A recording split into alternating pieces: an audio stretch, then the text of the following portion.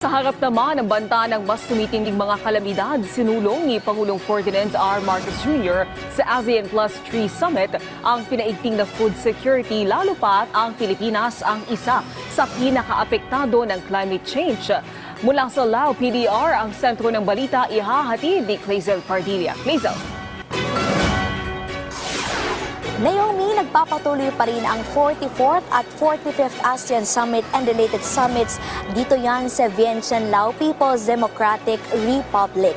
At 6 na pagpupulong ang nakaschedule ngayong araw na lalahukan ni Pangulong Ferdinand R. Marcos Jr. Kabilang na dyan ang ASEAN Summit sa Estados Unidos, United Nations at East Asia.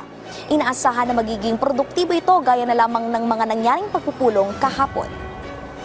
Hinikayat ni Pangulong Ferdinand R. Marcos Jr. na palakasin ang hakbang sa pagreserba ng mga pangunahing pagkain. Ipinanawagan ng punong ehekutibo sa ASEAN Plus 3 sa 44th at 45th ASEAN Summit and related summit sa Vientiane, Laos. Layo nitong matiyak na may sapat na supply ng pagkain gaya ng bigas sa panahon ng krisis. Batay sa 2024 World Risk Index, isa ang Pilipinas sa mga bansa na may pinakamataas na panganib dulot ng banta ng climate change. May epekto ito sa agrikultura at supply ng pagkain. Kaya pinaigting pa ng Pilipinas ang suporta sa ASEAN Plus 3 Emergency Rice Reserve Agreement. Kasunduan ito sa pagitan ng Association of Southeast Asian Nations kasama ang China, Japan at South Korea na layong magtatag ng food reserve na magagamit sa panahon ng kalamidad o iba pang emergency.